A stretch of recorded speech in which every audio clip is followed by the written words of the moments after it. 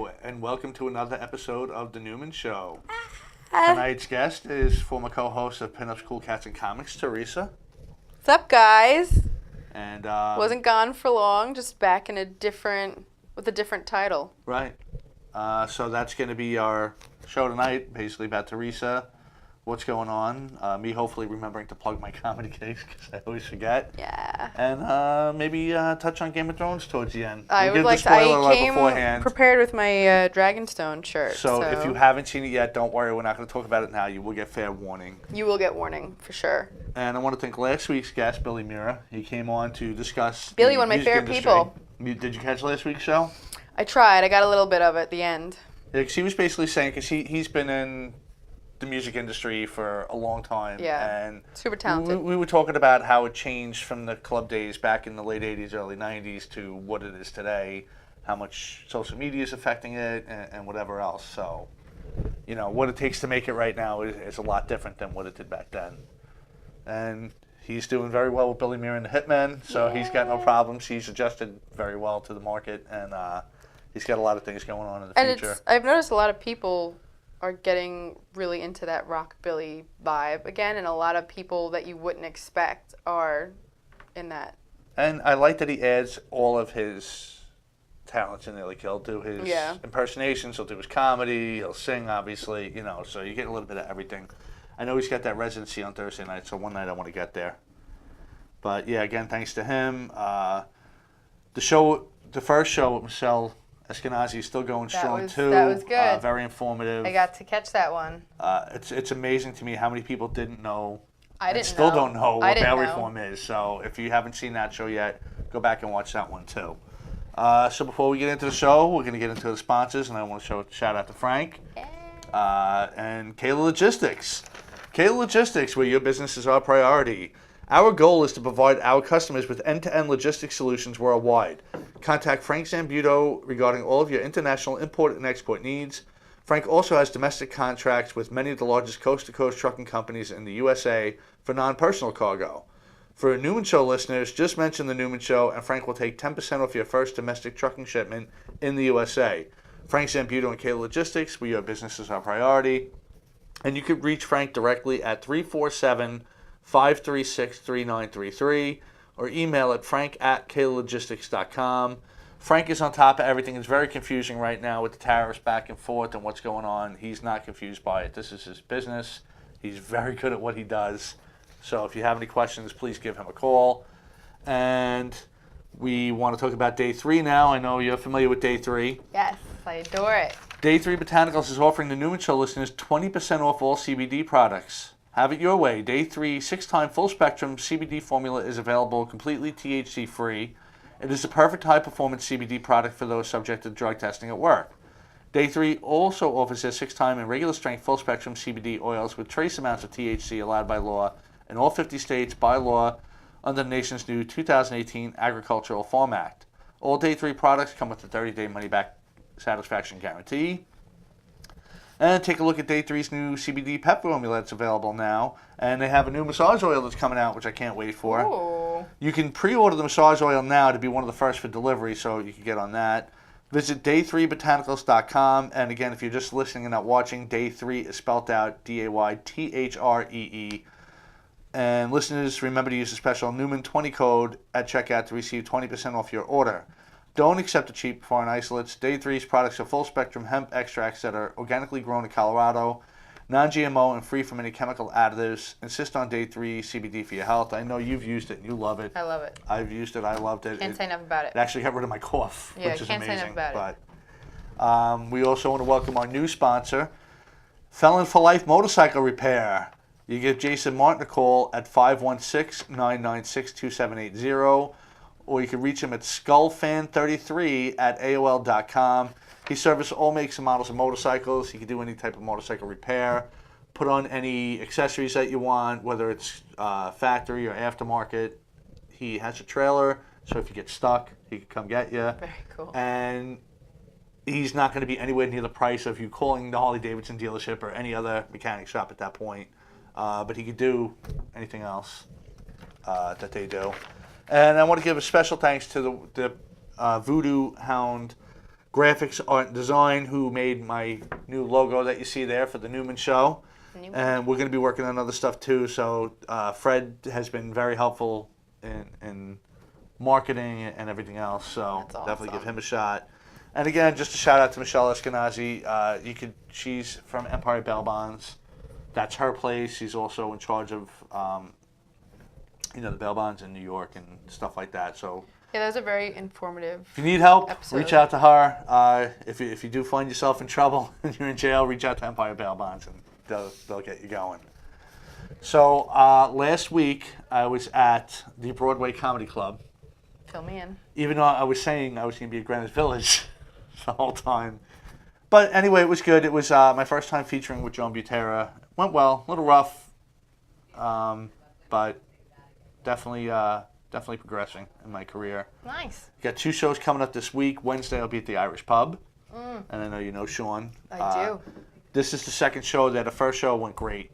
It was a lot of fun. The place was packed. Everyone really seemed to enjoy it. I was so bummed I missed that one. And the first one, Paul Bond was headlining, who's our favorite, and you got love another Paul so strong much. headliner this time with Tony Landolfi. Oh, very cool. So I know you know him as well. Very cool. So I'm looking forward to that.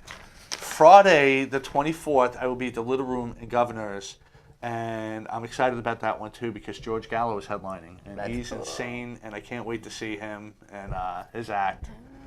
So May 22nd's cash at the door. I believe it's only $10. If you want to come May 24th, call up and reserve tickets. For Governor's Little Room, it's $17 and whatever the service fee is. But yeah, definitely reserve that because that will sell out. Also, I'm still working on that Rough House Rescue comedy charity. It's most likely going to happen sometime in June. I'm working on that between Rough House Rescue and Paul. Because as we know, our friend Paul Bond does a lot of work for the kiddies. I love Paul. So Rough House Rescue sounds like it's more to the dogs, but they do cats as well. As a matter of fact, Sarah and Frank got their cat. It was a rescue from them, from Rough House Rescues. Are you familiar with them? A little bit, not super familiar with them, but I've heard about them, and I've went there before with a friend who also wanted to adopt a cat, and Because what they do is they save pets from kill shelters. yes, And all over the country, and then they get them out, and then they try to adopt them out. get them to their forever homes. They're forever home. Learning the lingo. But so anyway, now we will introduce Theresa, who you guys already know. Hi as guys. The Pinups Cool Cats and Comics host, as you see, got that logo up there now. So what's been going on? Not much. I've been working. I've been working on myself a lot and just trying to figure out where I want to go with myself and my career and my hobbies, adjusting to being a mom. Really, I started a blog that I never really did anything with, and I started, a bunch of stuff that I just kind of would get distracted by it and let it go. So I'm trying to get back into, I dumped pinup and I dumped, my priority is my family. So, Right. Just doing the same shit that I was That's doing when I was doing the show. Give a couple shout outs. I see a bunch of people tuned in. What's up, Roger? Massage oil, yeah.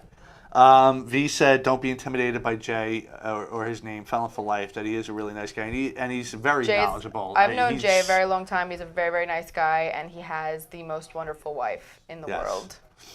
And he said, "Happy belated Mother's Day to you." Oh, thank you. It was a lovely day.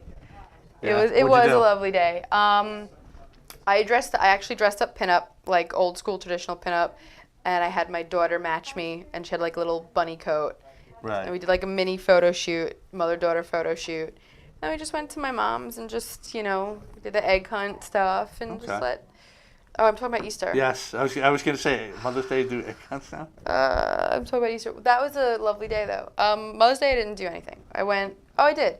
I went to my mother-in-law's. Okay. All right. So that's I not mixed bad. my days up. But Easter was nice. Easter and Mother's Day, we got a lot of similarities.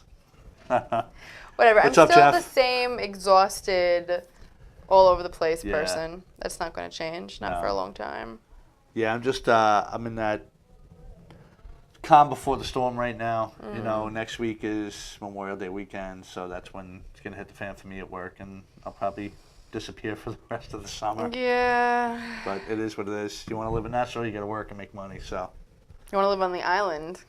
Yeah, Nassau seems to be more. Nassau's just insane right now with everything that's going on, and they find more ways to spend money, but not actually spend money.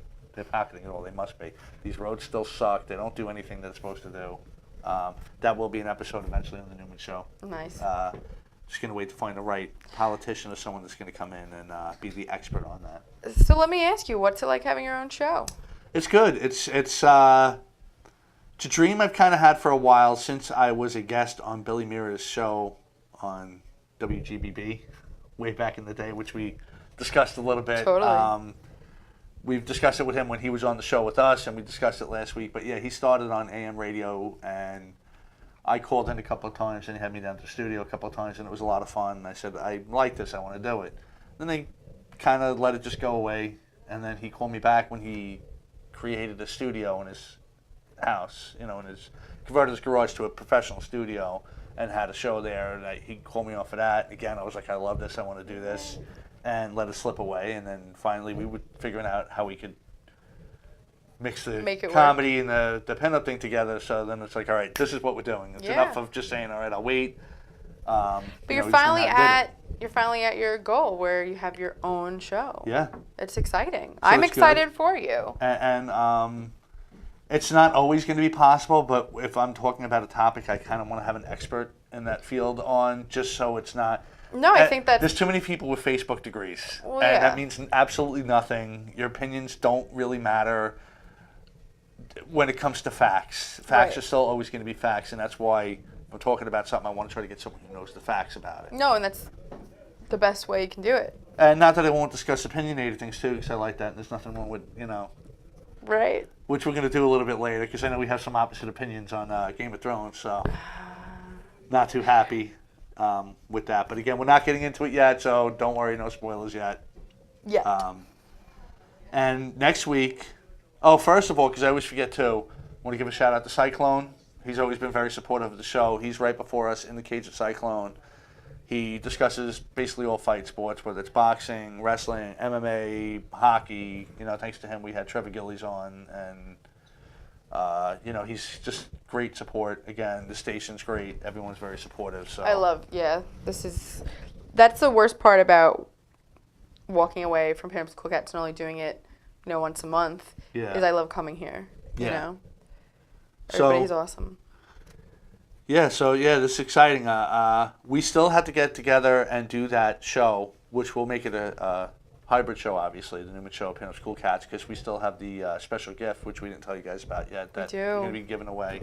You do. Got to figure out how we're going to do that exactly. That'd be pretty cool, though, because we can bring, you know, so much different parts together. And I believe Sean's going to come on as a sponsor. He was very interested. We will talk more Wednesday when I'm down there, if we have time.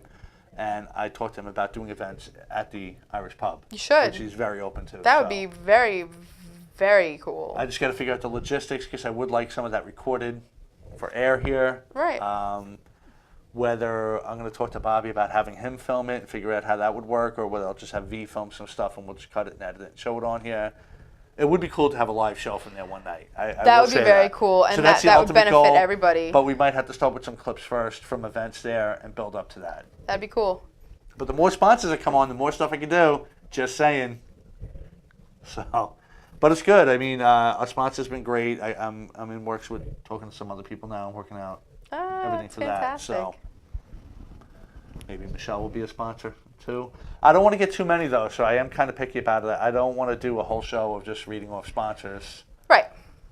You know, the hour goes very fast as it is. Right. And eventually I want to do... But the support is cool. Yes, you know, I mean... It definitely is. But I'm trying to pick people I know. It's a big deal when people that are running a business want to support you. You know, like, because, you know, it's a compliment. It's a huge compliment. Definitely is. And I'm getting more and more people reaching out, whether to be a sponsor or a guest on the show, which is kind of cool. Which is awesome. So lets me know that people are seeing it, which is great. Speaking of seeing it, make sure you like and share the show so more people see it. It really came out of the gate pretty strong, and I want to try to keep that momentum going the right way. So I see Larry's tuning in. Hi, Larry, we still got to work Larry. that out. This Wednesday, obviously, I can't do it because I got a show, but we got to figure out when we're going to go down. When are you guys doing your next live show? Yes, I still want to do that. Let me know that, and then We'll bring the pizza. Yeah, we'll bring half pineapple and ham and half boring. So yeah, Larry, I know there's a time delay on it, but Larry, you let me know next Wednesday you're filming live. I will check my schedule, see if Theresa could do it, but I definitely want to get down. And he said, welcome back, Theresa. Thanks. I'll be around. Little surprises. So I want to get into something a little somber, but give a shout out to one of the best improv guys of all time. Tim Conway just passed away recently, and that guy was amazing to watch in action. And it depends on how old you are, what generation you're from, what you know him from. Right. But he started. I think his first real big thing was McHale's Navy. He was a regular on that, and I think what really blew him up to the more modern generation was his time on the Carol Burnett show, which is funny because he was not a cast member on that show until like the last 2 or 3 years. And Carol Burnett show ran for a while. Yeah. And he was just basically a regular guest on it. And he had, I think, a working relationship already with Harvey Korman. But his goal was to make him lose it.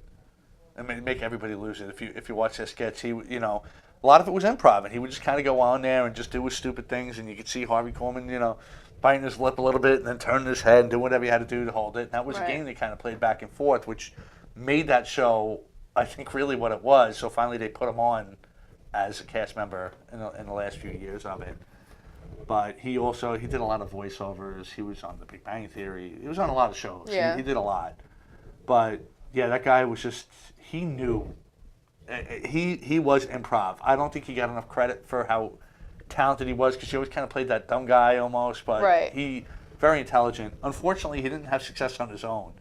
He did one show that they wanted to cancel when it went to commercial break. They didn't even want to come back. Aww. So it had one episode and it was gone. I forget the name of that show.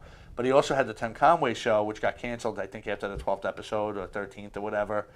And I don't know why. I would like to see if there's... I'll have to check YouTube later and see if I can find clips of that, because that guy's hysterical. I don't know how a show with him could not work, but he also had a good working relationship with Don Knotts. It was in a lot of stuff with him. Those guys are pretty funny But maybe together. people were so used to him as being a part of something else that it's hard to see him on his own. Yeah. Yeah, because that's the thing, too. As good as improv... Especially if you always played the dumb character, it's hard improv, to... you need a counter. You need someone to work with. You can't just really go up and do improv on your own. I mean, you can, but it works better if you have that back and forth. It's the whole yes and the games they play always work with at least one other person. Right. So... Which makes sense. Yeah, I would like to see those shows. Because if you're just sitting there doing improv on your own, you just kind of look ridiculous. Jay said he was Al Bundy's father-in-law. I forgot he was on Married with Children, too. From the Better Half podcast, they're actually doing their 50th episode live this Wednesday, but they don't see why they can't do more live shows. He'll talk to Frank, and our people will contact my people, or all people. Have a great show. Thanks, guys. He said Jay said Tim Conway and Prince are making music videos in heaven. Epic time not to be alive. It's true, there must be some party up there. But yeah, so I just wanted to give a shout out to that. And being that we talk a lot about social media and everything, there was another tragic death recently of Grumpy Cat. Yes, I'm actually very upset about Which that. I was surprised on how popular, just that meme, like everybody knew Grumpy Cat. I remember when Grumpy Cat came out, and it was, I was like in my early 20s, and I was going through a breakup. My friend sent me this meme of Grumpy Cat, like I hate everything, and it was like so perfect, and I have all these memories Which does of it. speak for a lot of us. Yeah, absolutely. I was very, very sad, especially as a cat lover and someone that's worked in rescue. It was a special needs cat. It had dwarfism. So, they don't have a long lifespan anyway, but because 7 years is young for a cat. Right. I know. Yeah, I was going to say that. Even for a dog, that's kind of young. Yeah, Cats 7 usually, is... get about 20, give or take? It depends. I mean, a lot of cats can live to 20, 21, 22 years. I know that my husband's cat growing up was, I think, 22 and it passed away. My grandma's cat was 21, but then my cat was 11. Right. You know, so I think that 7 is young. I think it's kind of somewhere in the teens. That's pretty average. And it was cool kind of seeing the picture with Stanley holding him with the... That was a very cool picture, and that it was also a sad picture, you know, like, you know, Stanley's still something that makes me really sad. Even though he lived a long, wonderful life. Will's coming on next week to do the Endgame wrap-up, but, I mean, you've seen Endgame, I'm sure, at this point. I've seen it, I had someone brought their toddler that couldn't have been older than Rosie, like 2. Wow. And it was the only date night Tony and I got in months, and it was a first date night, I think 6 months, and it was a first date night in 6 months, and it was the first movie we saw in like maybe since I was like pregnant. Like it was like a big first for us. We get there, we went at 5 o'clock on a Saturday the week after it came out because we wanted it. We wanted to be left the hell alone. This guy came with his entire family, and we saw his toddler. They sat in the front. We sat in like the mid area where we always sit. They came from the front. The whole 3 hours, the kid was running up and down, screaming, giggling, screaming. How do they not throw them happy out? Happy screaming, angry. I literally yelled, and the guy was standing next to like the wall, like close to where the door is, with his arm up, watching the movie while his kid's behind him, next to me, jumping up and down. And when you jump, like the floor just kind of makes that sound. And literally, I yelled at the guy. I was like, "Are you kidding me?" Some lady came from across the theater, got in his face, starts yelling at him. Eventually, an usher comes and just babysits. And of course, the usher's there. All of a sudden, the kid's behaving. But why would you bring a toddler to a 3-hour movie? And Tony and I are pretty easygoing. You can't blame the toddler because... Absolutely not. That's not a place for them. They're not going to sit still for 3 hours. What parent would bring any kid to a 3-hour movie? And it's not like... Tony and I are talking. Like, it's not like it's a Disney movie...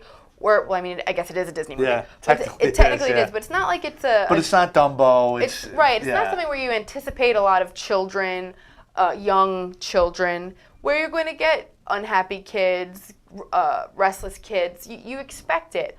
But when you go to Endgame, which is a 3-hour movie, which isn't for toddlers, you don't expect that. So it's very distracting. It did take away from the experience a little bit because I wanted to not be mad and enjoy the movie, and I couldn't because I would never in my life do that. It was the rudest thing I've experienced ever. Just because you love your kids and your pets and whatever doesn't mean they belong everywhere, and their noises are not meant to be in certain places. It was so inconsiderate. Yeah. It blew my mind. Now, I'll tell you, I got tickets for the opening Friday during the day. V took off.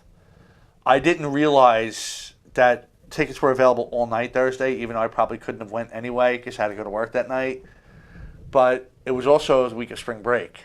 So I went there thinking, oh, great, the theater's going to be empty. It's going to be great. And we went to the theater, and it was full of kids. Yep. Because it had all the parties and the different ones.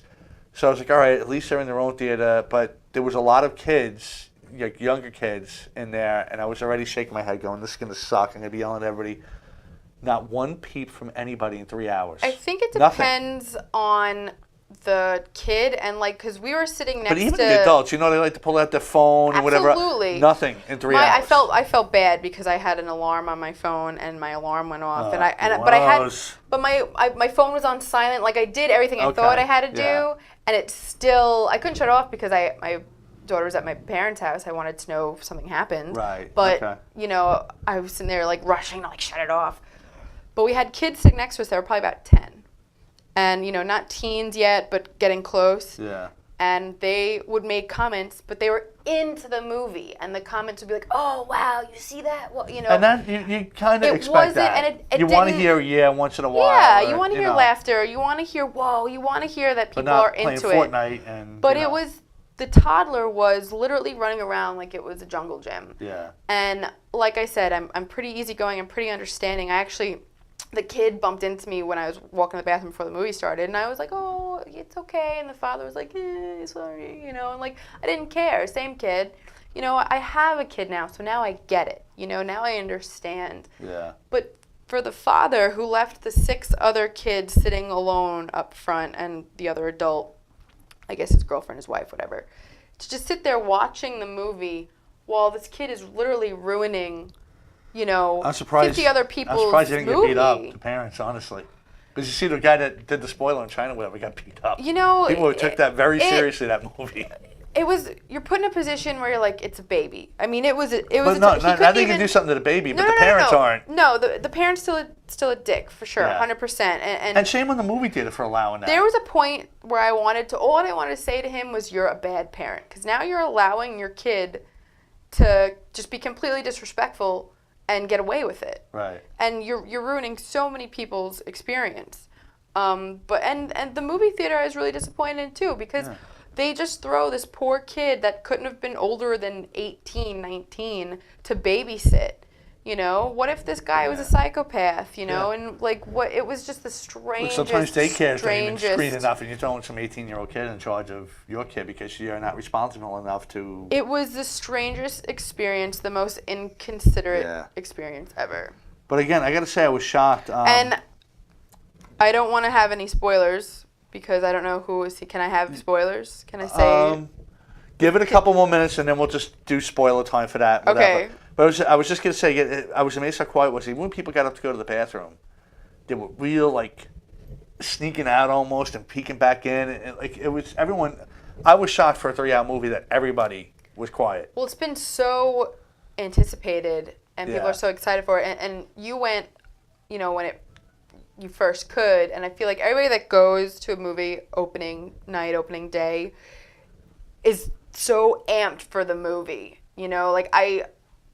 I'd be surprised if you were to have experience like I did on an opening day of a movie. Yeah. But then again, I wasn't expecting. Well, really, technically, it was like the 3rd day at that point because people went and saw it Wednesday, opening weekend, Thursday, whatever. So. But I still wasn't. Spoilers expecting, were already out all over the line, which I hate that too. I mean. But it's we can hate it, but we're going to have to get used to it. But here's the thing: if a person's doing it on their Facebook or whatever, it's one thing. But when sites do it, especially a site that's designed for that, give people time. Not everybody can get there on opening night for a movie. Give them at least a week before you start doing it, or at least you want to be the first to report something. Absolutely, no problem. I saw Endgame. Spoiler alert inside. Click here if you've seen the movie. So at least you're not turning on and go, "What? Oh man, you ruined that for me." Right. Same with I know people are trashing Game of Thrones and everything else. Not the fans of it, but the non-fans. Why do you care? Look, everybody watches a show and they're into it. And again, not everybody can sit home 24/7 and watch everything. Did you see the meme that was like, "Sorry, your dragon show didn't work out"? Yes. I mean, the first time I saw it, I kind of chuckled. But whether you're watching Sons of Anarchy or you watch, everybody's into something.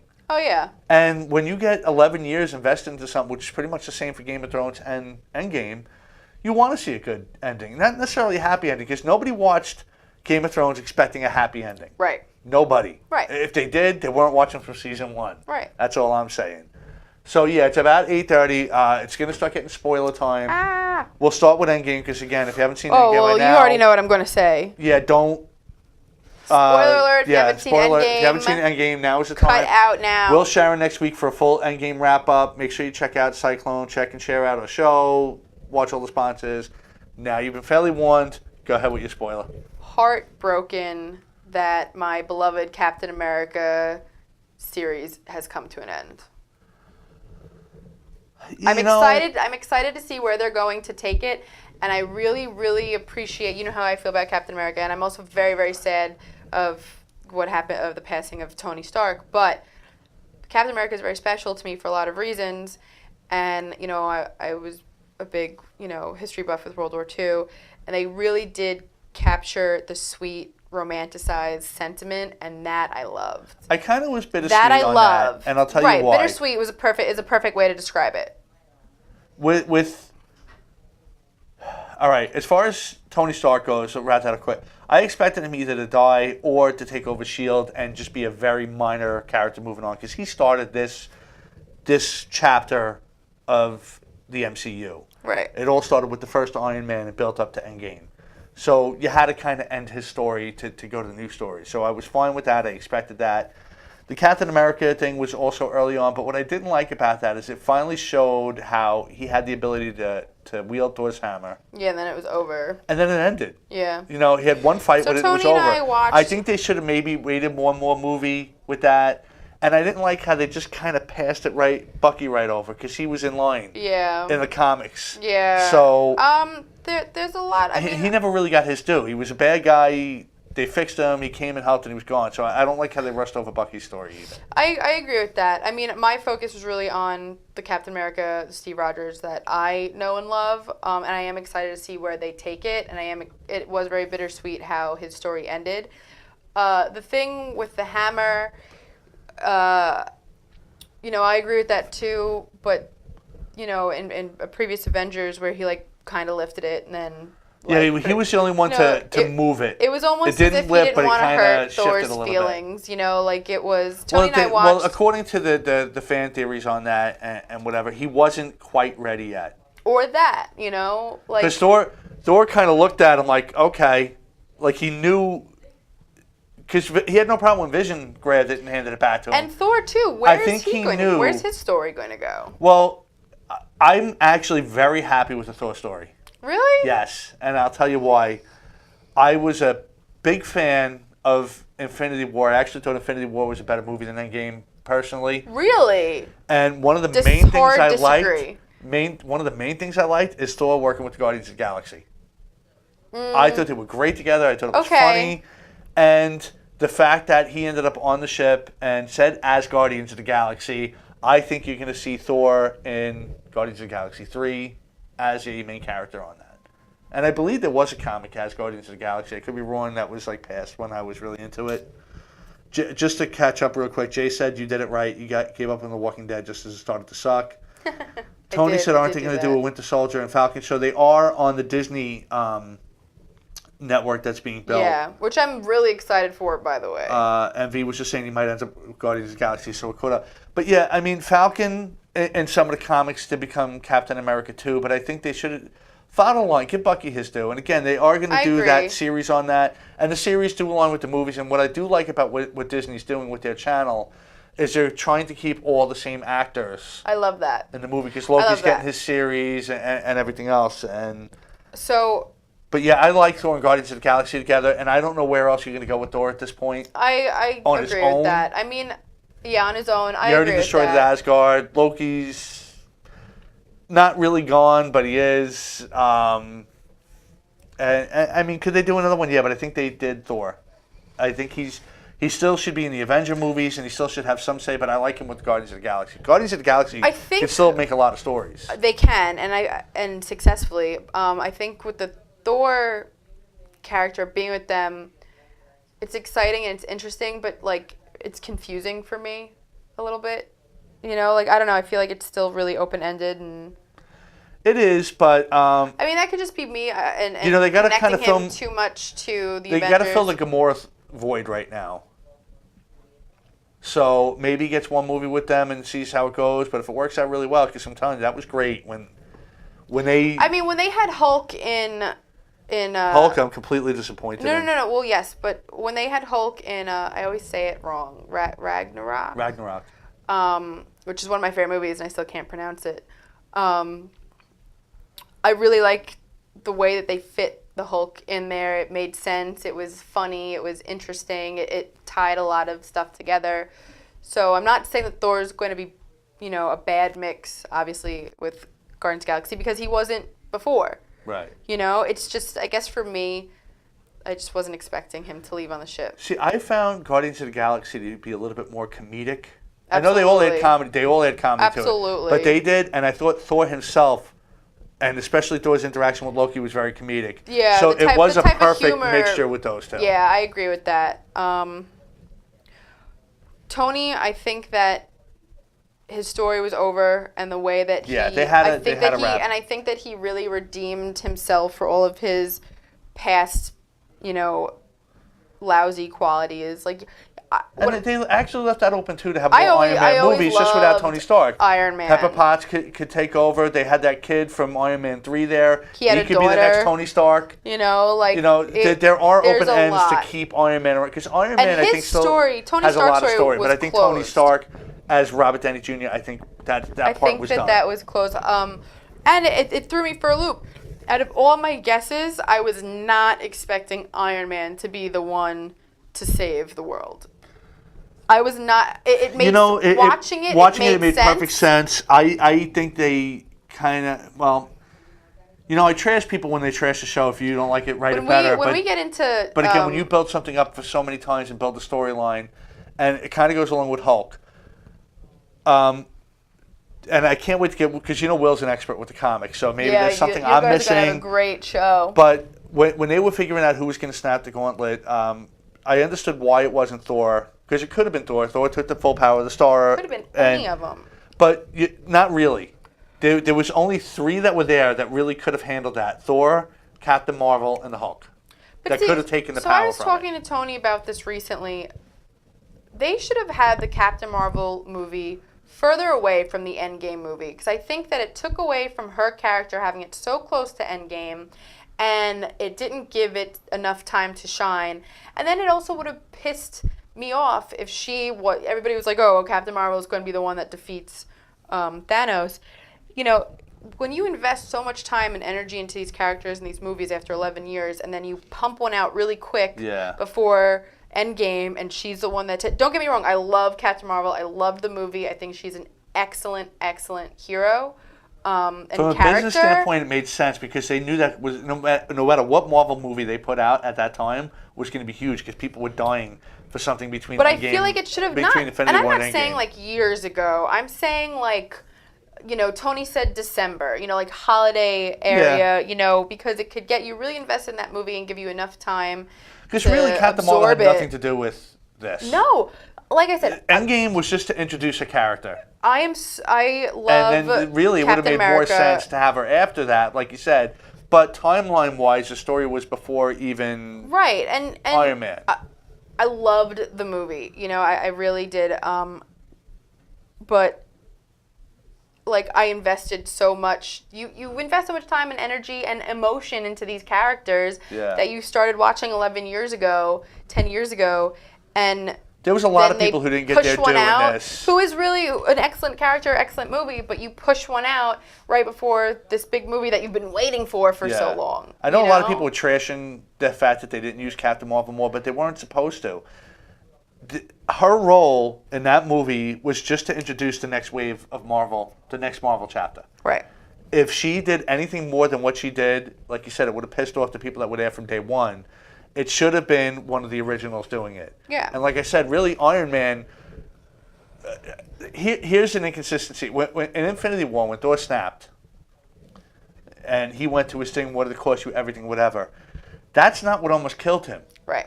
He even specifically said he destroyed the stones with the stones, and that blast almost killed me.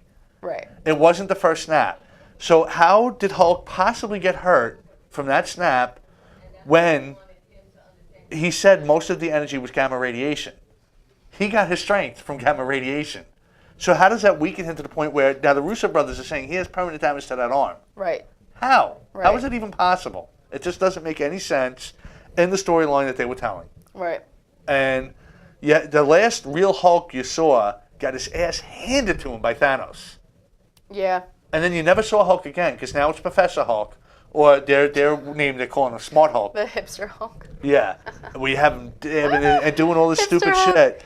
I was disappointed with that. I'm not gonna lie. You ruined now. All right, maybe they had their issues with Mark Ruffalo, which I understand. I thought that there's a couple of issues, and one's it's really not his fault. He had like a brain tumor or something, so he's not fully there, and he does leak spoilers constantly, and he was supposed to have a standalone movie somewhere in between this, which they pulled. Oh, I didn't know any of that. So if they're going to get away from him, or they're trying to work with him or whatever, I understand that, but don't kill off the character. Hulk fans are very particular about it, and Hulk arguably is the strongest of anybody. Now in rankings, A lot of times you might see Thor, you might see Odin, you might see some of the other people we haven't seen yet. But at this point, they can't get rid of Mark because it'd be disappointing. Because they already switched it up. The Hulk movie was They had a couple of them. I liked Edward Norton's. What the hell? Thank you.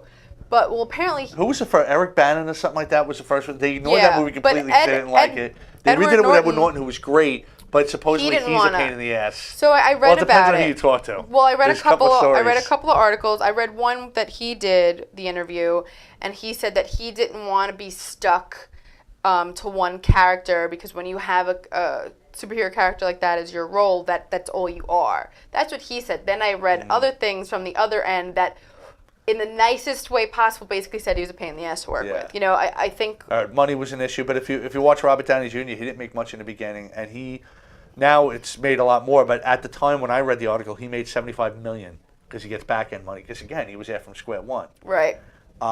He's probably well over $100 million now. Right. So, you know, sometimes you got to write a movie like that out. Because it also... And it's guaranteed, because what has Edward Norton done since then? Maybe he did something, I don't know. But has Edward Norton really done anything since then? I don't know. I don't know either. But I know what Chris Hemsworth, Chris Evans, Chris Pratt, Robert Downey Jr., Elizabeth Olsen, I know what they've all done. They've been in the biggest movies, one after the other. And I like Mark a lot better, honestly, as Hulk. I think he's a better fit. Really? I thought Edward Norton was a great Hulk. I think Edward Norton's a great actor, but the problem is with some of these great actors, they are assholes behind the scenes and nobody wants to work with them. I always thought he was a great actor. For a while, he was one of my favorite actors, and then he just kind of sort of started to disappoint me. And for him to let go, whether he was let go or he decided to let go on his own, the Hulk character, you know, it was a stupid move, but I'm happy because after watching it for so long, I don't think he would have been a good fit. He doesn't have that sense of humor. You know, he wouldn't have been good in Ragnarok. Personally, I don't think that he would have fit at all. Yeah, it's hard to say, but I don't know. And his look doesn't... DC is big on recasting every 3 movies with their main characters. Right. Marvel likes to stick with it. And I love that. I love that. But they might have to, you know, get rid of Ruffalo. Because, again, you're going to piss off a lot of Hulk fans. Hulk is not a weak character. He's not a joke. Bruce Banner is supposed to be one of the most intelligent people in the universe. And they haven't shown that the last few movies. He's more like a dimwit. Yeah. And Hulk is supposed to be one of the most ruthless, strongest guys. And again, you see him get his ass kicked in Infinity War. And then here he's like, oh, I'm supposed to be mean. Let me throw a motorcycle. Yeah. Like he's a joke. Yeah. He's a joke now. And I know they're trying to add some comedy to it, but to me, they're just making a joke of the Hulk. They did make him kind of stupid. And kind of look and again, maybe they are working around Mark Ruffalo, which if it is in respect to him, but don't say the injury's permanent. Hulk can't be permanently injured. That's the whole point of him being the Hulk. He has regenerative powers. Before you run out of time, let's talk about Game of Thrones. Yeah. Because I'm prepared with my Dragonstone shirt, and you're going to be talking about this next week with Will. That's true. I just wanted to talk because we went this far. You're right. We did. We had to wrap that up. We did, and But yeah, we'll definitely continue the Endgame and the Marvel universe next week with Will, who is the expert. Yeah. Definitely. You guys probably have a really awesome show and awesome conversation about it. Yeah, I can't wait. I know I'm going to learn a lot. Oh yeah. But as far as Game of Thrones goes, I just want to say this right off the bat. I am upset with this season in general. And not for why people think I'm upset with it. Because I see a lot of people, how'd you not know Dany was going to turn bad? It has nothing to do with that. It has nothing to do with her burning the village. It has nothing to do with who died or who didn't die. I just think that there was the picture of the well-drawn horse just getting worse over time. I think you posted that too. I know a few people posted that. And that's what I saw. It was a well-written, formulated show that you had to pay attention. Yeah. There was stuff in season 5 that you wouldn't understand if you didn't watch season 1 and pay attention. Right. Which is why I had to go back and kind of binge watch because I almost tuned out a couple of seasons ago because I was getting lost. Right. And then it all made sense and I said, okay, this is great. I liked how they were building certain characters. I liked some of the bad characters because of how good they were. Right. Joffrey was one of the best bad guys ever. I fucking hated him. But that's what I'm saying. He was so good at being bad that he had to give up acting because people hate him. Yeah. So it just shows how good he was. The guy who played Ramsay Bolton, great bad guy. Theon, you wanted to kill him at points, but then you kind of felt bad for him. They did very good with the character development. Really good character development. One of my favorite Littlefinger. Really? And what was great, I loved thought him he from was- the start I because thought he he was was so Consistently slimy. He was, but he was so good at it. And Varys even said at one point that he was the most dangerous person in Westeros because he could manipulate anybody. He had no claim to anything, Right. but yet manipulated everybody so well. Right. And the only thing that ruined him was the three-eyed raven because he saw everything. Right. Because if Bran didn't come back, he probably would have taken over and won the Game of Thrones. He would have defeated everybody. So, with that being said, that death scene was phenomenal. That was great. When Arya got him, I thought that was great. But this season has just been, I was trying to defend it. The last 2 episodes, I couldn't do it anymore. So I thought they were going to wrap it up. I thought they blew it. I thought they rushed through it, and I'm not happy. Regardless of the show, Yes, Tony just said Euron was such a good bad guy, too. He was. regardless of the show, when it comes to an end, when it's the show finale, you know, it's going to be sad, and people have expectations, and I feel like you're almost always going to be disappointed because what you were thinking of, what you were expecting for so long, it's the same thing like we were just talking about with the Marvel movies. You put time, energy, emotion into this. You really think about the possible endings, and then it throws you for a loop, and you're like, fuck, I hate that. You know, like you're going with expectations in anything, you're going to be disappointed. You know, I wasn't super diehard for a long time. With Game of Thrones, I came in the middle, so I feel like I only have so much right to say certain things. You know, like my perspective on it was like I really enjoyed it. You know, I was left after the show last night. I felt very unsatisfied. Yeah. And I couldn't really put my finger on why because I felt like a lot of the characters came full circle. I really liked that all the Starks ended up where they belonged. Sansa in particular. And again, just to show, I said from the start I thought Sansa was going to win the Game of Thrones. And in a way, I thought she was playing it the best. In a way, she did. In a way, she did. She also had the best character build-up that came to a excellent, strong end. Right. You know, like everybody kind of... Because she's very manipulative, too. She is. She knows she's weak. Physically? Yes. You know, and like... even mentally a lot. I mean, what she went through... Don't think so anymore, Hold on. though. And this is what I'm talking about. When she was down in the crypts with Tyrion, but even before when Arya gave the knife, what do I do with this? Stick it with the pointy end in reference to season 1 when Jon gave her the needle and told her that. Right. But when they were there, she was just lost. She didn't know what to do.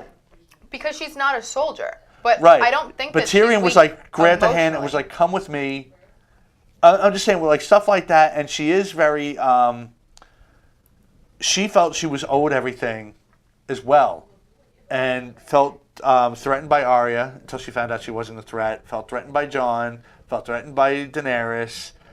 Well, she felt threatened by a lot of people. You feel threatened by things when you want something so badly, whether you deserve it or not. When you want something, you're going to see potential threats. She's very Cersei-like. Oh, yeah. Well, Cersei guided her for how long? But and they did allude to that in the shows where she was doing her hair the same way. Yeah, and dressing very similar. And Jon even said, it almost sounds like you like her. She goes, I respect her. Like she said, the comment was made. Hate how Cersei and Jaime died. That was such a waste of a story. So there was so many better ways it could have gone. If I want to talk about being unsatisfied, that left me so unhappy because I really wanted to see. So now, Cersei got to see everything around her literally crumble, and that has to be extremely devastating for someone that's so, you know, for Cersei. But I wanted some kind of... They almost try to make it seem good at the end. I wanted some kind of aggressive end for her. I didn't want her to die in her lover's arms. I wanted it to be like... Arya had her list. I was hoping it would be Arya. Her whole main goal really was to get to Cersei towards the end because she was... What are you doing? I'm going to kill the queen. Not I'm going to kill the mountain. I'm going to kill this one. I'm going to kill it. I'm going to kill the queen. I'm going to kill the queen. Where are you going? I'm going to kill the queen. And everybody laughed at her. Now, I kind of called a lot of stuff that did happen, like her killing the Night King. I did tear up when Tyrion found their bodies, though. See, I love Tyrion. I didn't tear up with that. I felt bad for him.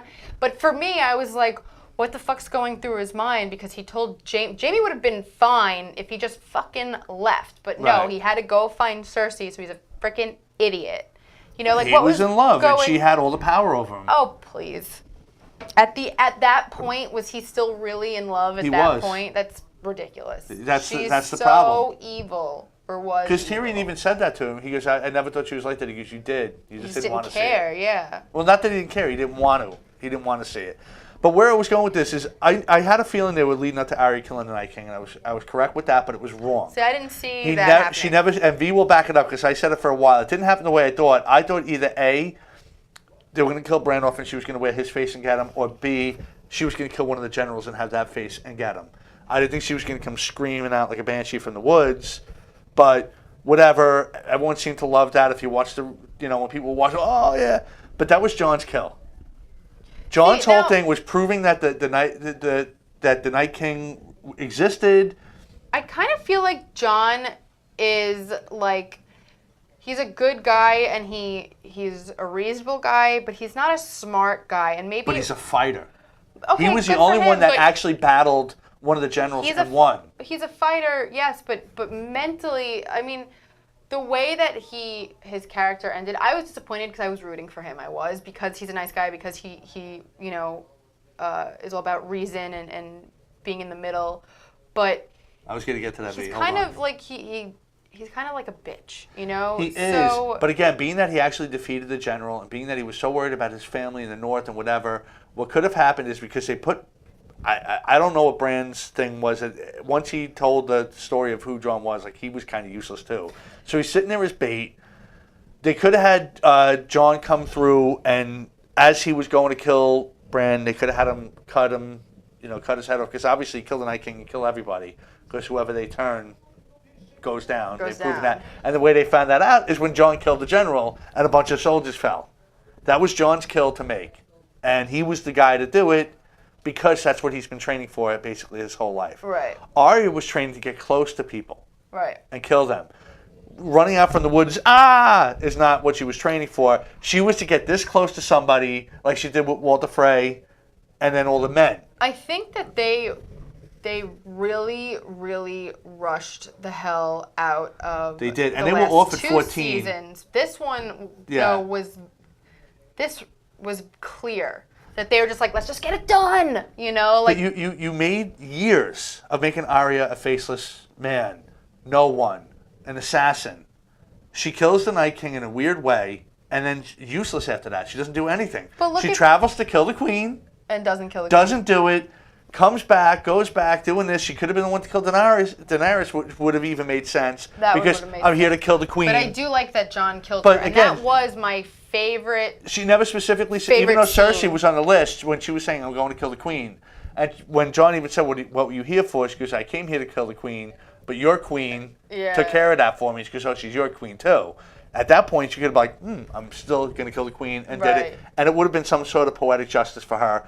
I think after she killed the Night King, she was useless. And she was probably the most dangerous person on that show because she could do anything. Yeah, I agree. But I think that we were face it. She was a faceless person. She used it once. So many different endings, though. Like, my two favorite scenes last night was when Tyrion threw, when he, That was great. That I loved. But just to wrap up Arya, if you remember when last season, when she said, what is it? When Sansa looked at the bag and says, what is that? Oh, it's my faces. I remember. They made that a so point. many they points. Made a stink about and she never used it. She used it for Walder Frey, and that was it. But there was for the phrase. She killed Walder Frey and then put his face on to kill the rest of the family. There's a lot of weird things. Like, for a show that has magic in it, you barely see it. You know, like, there were so many things. The other scene I really liked was when Jon killed Dany and the dragon was so emotional and melted away the Iron Throne. I didn't get that. We were discussing that before. I loved that. I would have liked it better if the dragon shot the fire at Jon. But it had so much And Jon meaning lived because he's the dragon too. The reason why it was so that I felt was poetic because that fucking throne is what caused all the deaths. All of that and what made his mom go freaking nuts and become the Mad Queen. Right. And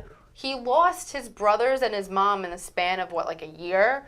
All because of that throne. So if he could pick up on any of that and understand any of that as a dragon, imagine the anger and hurt you feel losing your whole family because of that. If the show ended there, I would have felt better. I thought it did. I actually thought it did. You know when it like blacked by out and coming it did back, because by blacking out and coming back, the whole Grey Worm thing to me was stupid. I thought it. So I did. Stupid. I thought it ended there. He brings Tyrion out to all these people in Westeros, so this has to be weeks at least later, because they had to go back and come. Geez, we're out of time. We are. But I just want to wrap up real quick with that. Grey Worm sitting there saying, "Oh, I want justice, I want justice," and then Tyrion goes, "Oh, well, you need a king," and the king goes, "Well, we're going to do this." "Oh, okay."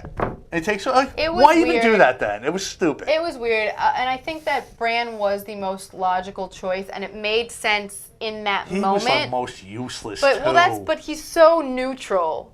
Yeah. For that moment, was I disappointed? Yeah. Did I want Jon to be king? Of course, because everybody expected that. I thought Sansa as queen of the Seven Kingdoms. Very slick for made her the most to make sense. the North free and still become queen. I and think just to that really, because we're out of time, but Jon wasn't really banished. He actually went out. I'm sure he's the king beyond the wall now with the wildlings.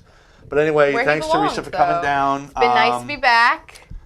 Thanks everybody for tuning in. Don't forget to tune in next week with Will Sharon, and we will discuss Endgame and probably Game of Thrones again. See you next week. Bye guys. I didn't realize it was that late.